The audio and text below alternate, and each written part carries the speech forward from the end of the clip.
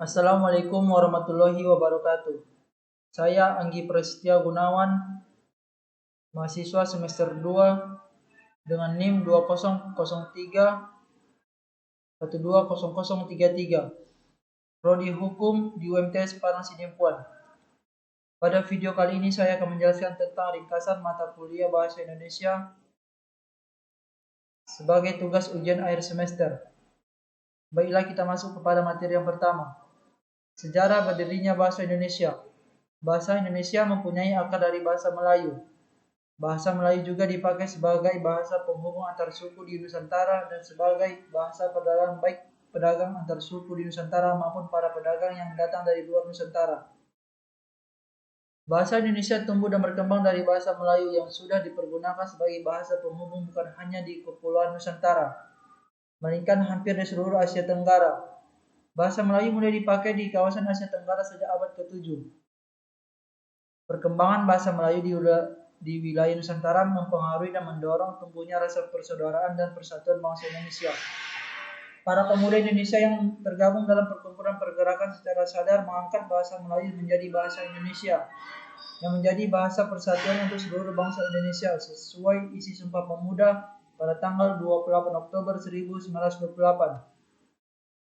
Bahasa Indonesia bukanlah hal yang baru dalam tatanan masyarakat, aturan maupun kebijakan di Indonesia. Hal tersebut dapat dilihat pada rapat tanggal 28 Oktober 1928 yang dikenal sebagai Sumpah Pemuda. Ikrar dalam sumpah menunjukkan bahwa masyarakat bertekad untuk menjadikan bahasa Indonesia sebagai bahasa persatuan bangsa dan akhirnya dikukuhkan sebagai bahasa nasional. Kedudukan bahasa Indonesia sebagai bahasa nasional juga tertuang pada Undang-Undang Dasar 1945. Undang-Undang Nomor 24 Tahun 2009 tentang Bendera, Bahasa, Lambang Negara, dan Lagu Kebangsaan ini disahkan pada 9 Juli 2009. Ada 3 hal tujuan dari dibentuknya Undang-Undang Nomor 24 Tahun 2009 ini. Yang pertama, memperkuat persatuan dan kesatuan bangsa dan negara kesatuan Republik Indonesia.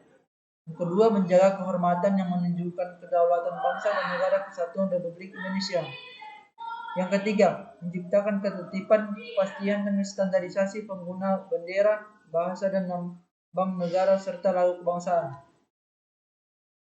Selanjutnya, fungsi bahasa dan ragam bahasa.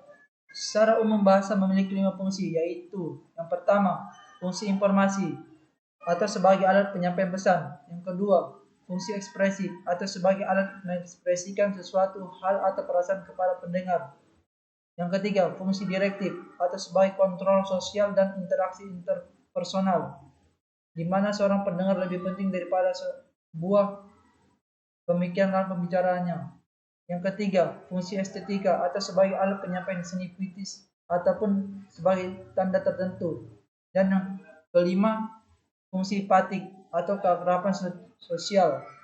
Secara khusus, bahasa memiliki beberapa fungsi, yaitu sebagai cara pembelajaran dan mempelajari bahasa kuno dan sebagai salah satu alat untuk berkarya atau menumbuhkan rasa seni atau sastra. Selanjutnya, karya ilmiah.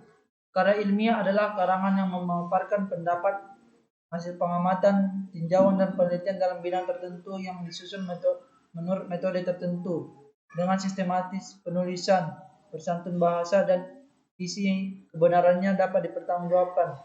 Contoh dari karya ilmiah. Yang satu, tema. Tema adalah sesuatu yang telah diuraikan atau sesuatu yang telah ditempatkan.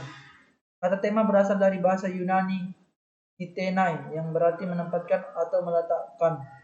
Dalam kamus besar bahasa Indonesia, tema disebut sebagai pokok pikiran dasar cerita.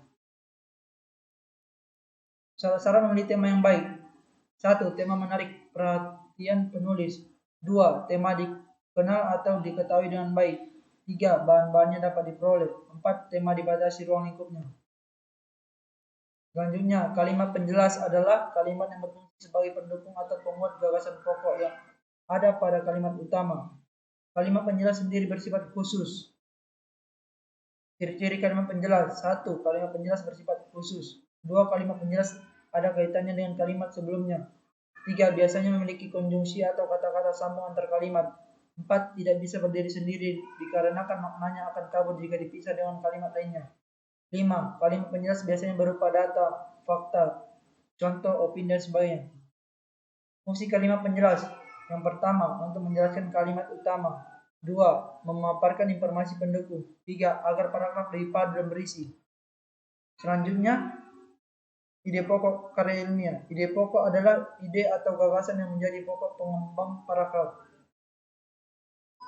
Ide pokok ini terdapat dalam kalimat utama. Nama lain ide pokok adalah gagasan utama atau gagasan pokok. Dalam satu paragraf hanya ada satu ide pokok.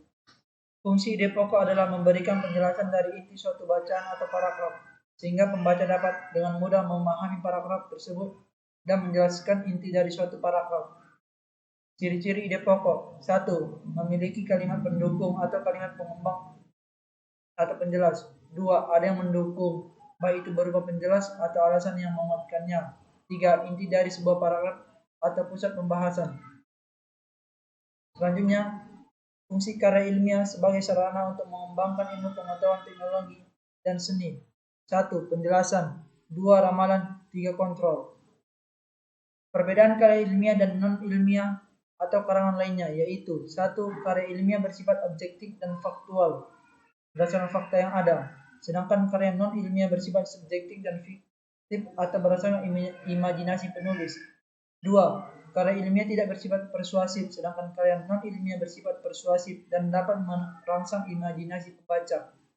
3. Karya ilmiah disusun demi kepentingan pribadi, sedangkan karya non-ilmiah disusun demi kepentingan seni dan kepuasan batin penulisnya.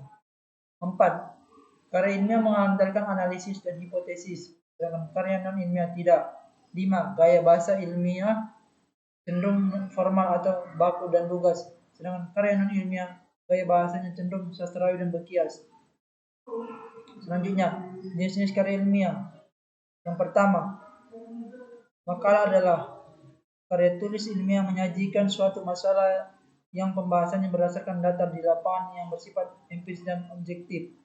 2. Kertas kerja seperti halnya makalah adalah juga karya tulis ilmiah yang menyajikan suatu berdasarkan data di lapangan yang bersifat empiris dan objektif. 3. Skripsi adalah karya tulis ilmiah mengemukakan pendapat penulis berdasarkan pendapat orang lain. 4. Karya tesis adalah karya tulis ilmiah yang sifatnya lebih mendalam dibandingkan dengan skripsi. 5. Disertasi adalah karya tulis ilmiah yang mengemukakan suatu dalil yang dapat dibuktikan oleh penulis berdasarkan data dan fakta yang sahih dengan analisis terinci. Format laporan perjalanan dan dalam karya ilmiah. 1. Nama kegiatan sebagai judul laporan perjalanan. 2. Latar belakang atau dasar pemikiran. 3. Tujuan perjalanan wisata. 4. Waktu dan tempat kegiatan. 5. Peserta kegiatan. 6. Biaya perjalanan. 7. Objek yang diamati. 8. Rincian perjalanan dan hasil kegiatan. 9. Penutup. Sekian dari presentasi saya. Apabila ada kata-kata yang salah, saya mohon maaf. Assalamualaikum warahmatullahi wabarakatuh.